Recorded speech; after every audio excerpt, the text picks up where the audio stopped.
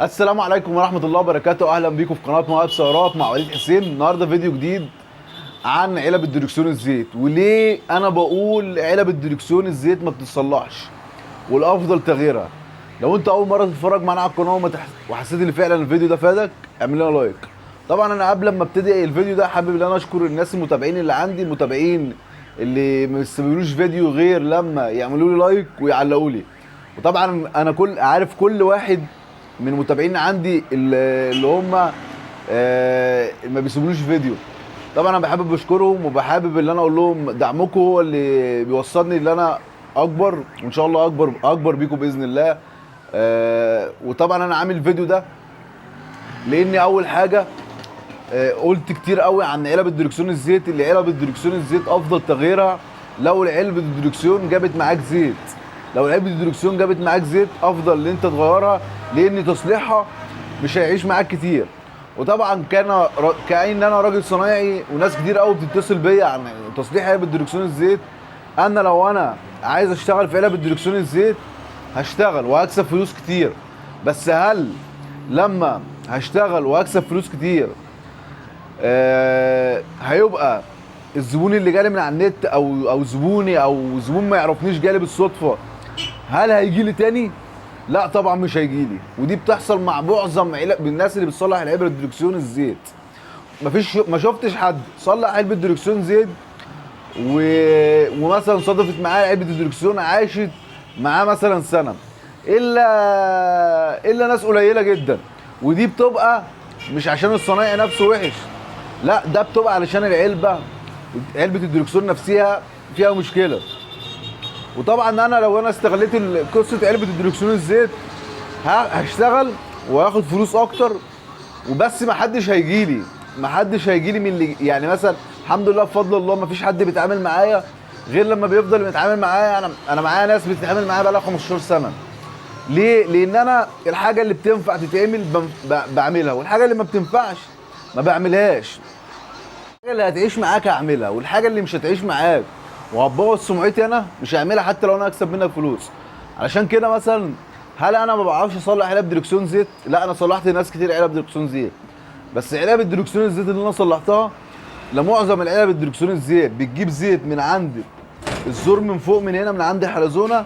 ودي طبعا بتبقى زي ما قلت لكم قبل كده، دي بتبقى عمرها طويل. يعني لو غيرت السيل اللي هو اللي فوق ده اللي هو بيبقى عند الحلزونه من عند صليبه الدركسيون ده بتعيش معاك ما بقاش فيها اي مشكله.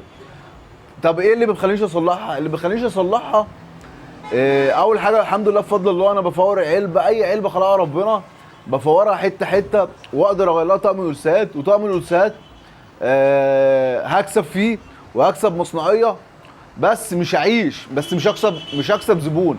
يعني هكسب فلوس، هكسب في المصنعيه بس مش هكسب زبون.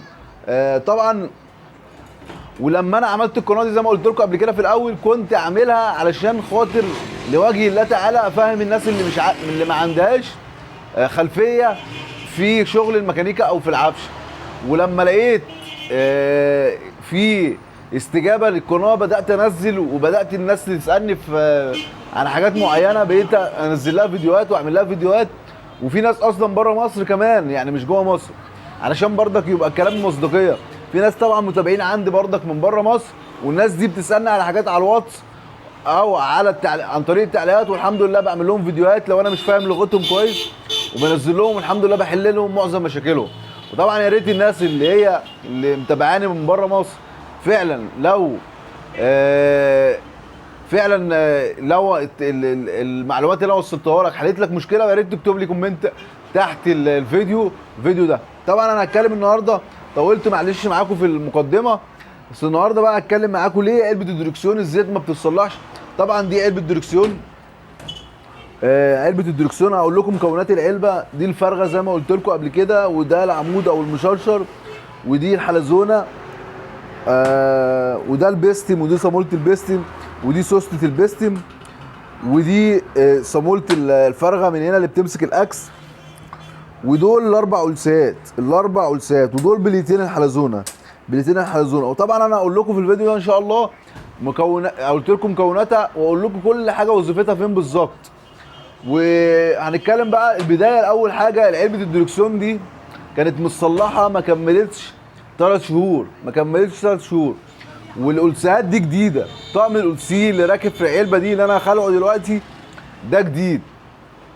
العلبه عمرها ما هتعيش عشان السبب اللي انا اقول لك عليه، اللي انا قلت لك قبل كده عليه، اللي المطرح الاكس ده نفسه بيبقى التاجر، والألسيه بيبقى على الاكس، والاكس ده بيروح كده وبيجي كده، بيروح كده وبيجي كده، بيروح كده وبيجي كده بالشكل اللي انا هوريه لكم ده. ده الألسيه، ده الألسيه. والألسيه بيركب هنا كده، بيركب هنا وبيركب في الفرغه. طبعا الألسيه بيبقى ثابت، وده بيروح ويجي كده. طبعا الألسيه بيحصل فيه تآكل وبيضرب زيت فعلا، وبيخف وبيضرب زيت. طب هل ده سبب رئيسي بقى؟ لا، في سبب تاني رئيسي. ايه هو؟ تعالى هنا، قرب هنا كده، زي ما انتم شايفين هنا كده. هنا بيركب ألسيه بردك، ادي الألسيه ده بيركب من هنا كده بالشكل ده. لو واخدين بالكم من هنا من ناحيه الاكس، الاكس من هنا خشن يا جماعه، الاكس من هنا خشن. بيجي الزيت يهرب من الحاجات اللي هي النقر دي، الخشانه دي. لو انتوا واخدين بالكم من هنا لهنا في خشانه في الايه، في الاكس. علشان كده بقول علبه الدركسيون ممكن تغير لها طقم الألسيه، عشان الألسيه جديد بيبقى محكوم، ما تسربش معاك زيت لمده معينه. وبعد كده اول لما الألسيه ياخد وضعه الطبيعي مع الاكس اللي هو هنا بيبقى مثلا عالي وهنا واطي، فبيبقى هو قافش على الجنب ده. مسافه ما بياخد وضعه الطبيعي مع الحركه شمال ويمين كده، شمال ويمين، يبتدي الألسيه يسرب مطرح الحتت الخشنه اللي انا وريتها لكم اهي. يا رب يكون واضحه بس معاكم في الفيديو.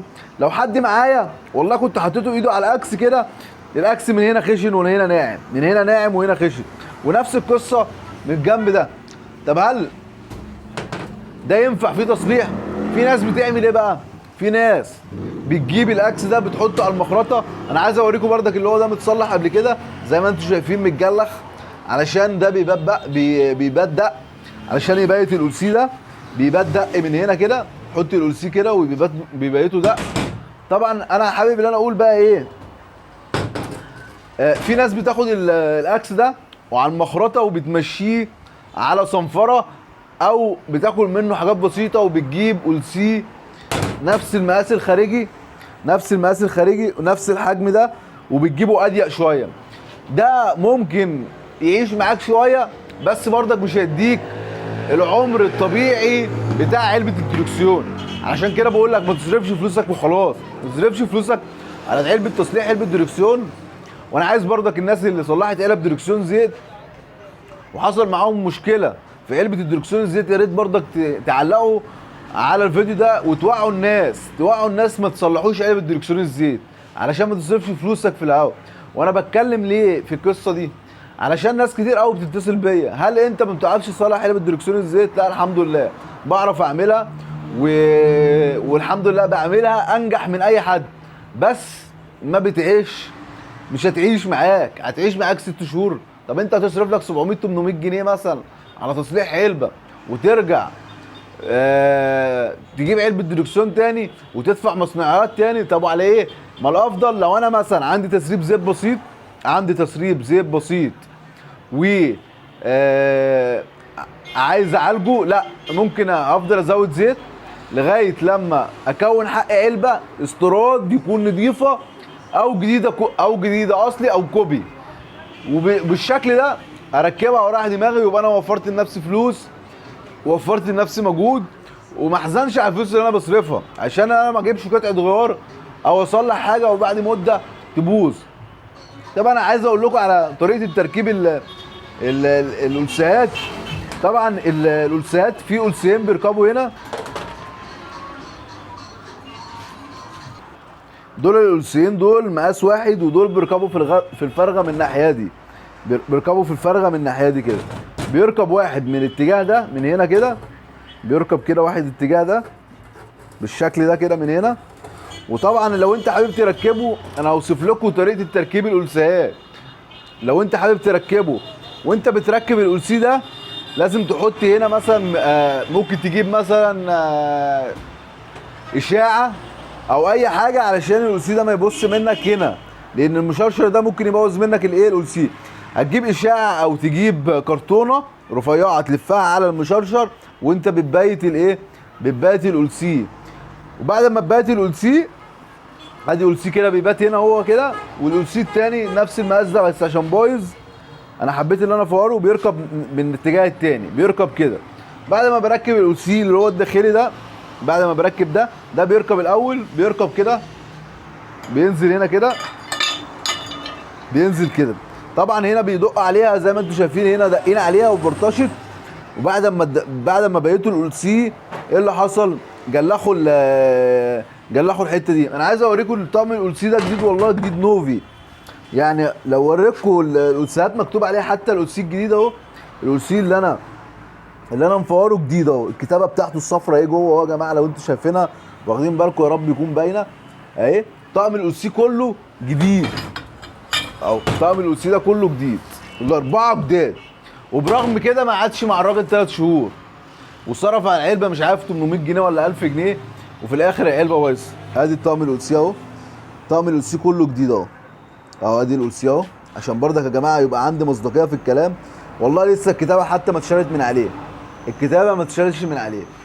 طبعا انت زي ما قلت لكم بتركب الألسيه من هنا، الألسيه ده كده اهو بالشكل ده.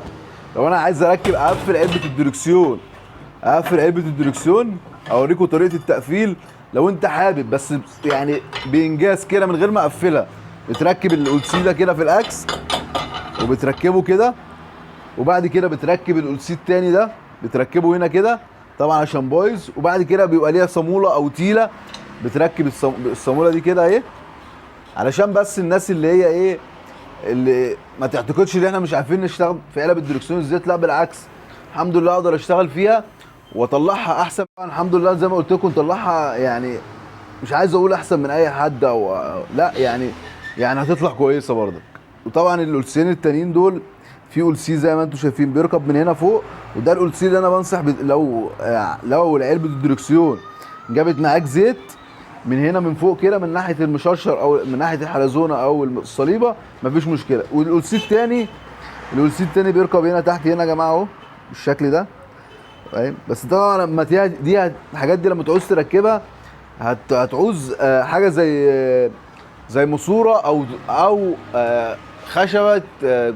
خشبه شاكوش يكون مدوره، وهتنزل بيها واحده واحده، لان العلبه هنا هتلاقي ايه، عشان ما تبوظش معاك الألسيه. يبقى لما تيجي تبيت لازم تبيت على الحز اللي بره مش على الحز اللي جوه. بيبات ألسيه هنا وبيبات ألسيه هنا، وبتنزل بيها الحلزونه. طبعا انا مفور اجزاء الحلزونه اللي هي البليه. في بليه بتركب هنا اهو، البليه دي بتركب هنا بعد اهو، تركب هنا كده. انا مفورها كلها، مفيش حته في العلبه بتركب هنا بالشكل ده. والبليه التانيه دي بتركب تحت كده، علشان خاطر ايه؟ عشان خاطر الحلزونه ما بقاش فيها بوش في العلبه. طبعا ده فيديو كده بسيط عن علب الدركسيون الزيت، وليه انا ما برضاش اصلحها، وانا اوريكم بعينكم علشان يبقى الناس برضك عندها عندها برضك. انا اوريكم هنا لو واخدين بالكم هنا مكان الألسيه ده، بس ده ممكن تقدر تصنفره شويه بصنفره ناعمه وتقدر تركب الألسيه. مكان الألسيه هنا برضك في حز بسيط، في حز اهو لو واخدين بالكم بيه، حز بسيط ده، بس ده مش هيأثر قوي زي اللي في الجناب، لان الحركه رايح جاي دي هي اللي بتبوظ الألسيه. لو الفيديو عجبكم ما تنسوش تعملوا لايك واشتراك في القناه، وشكرا ليكم في قناه مواهب سيارات مع وليد حسين.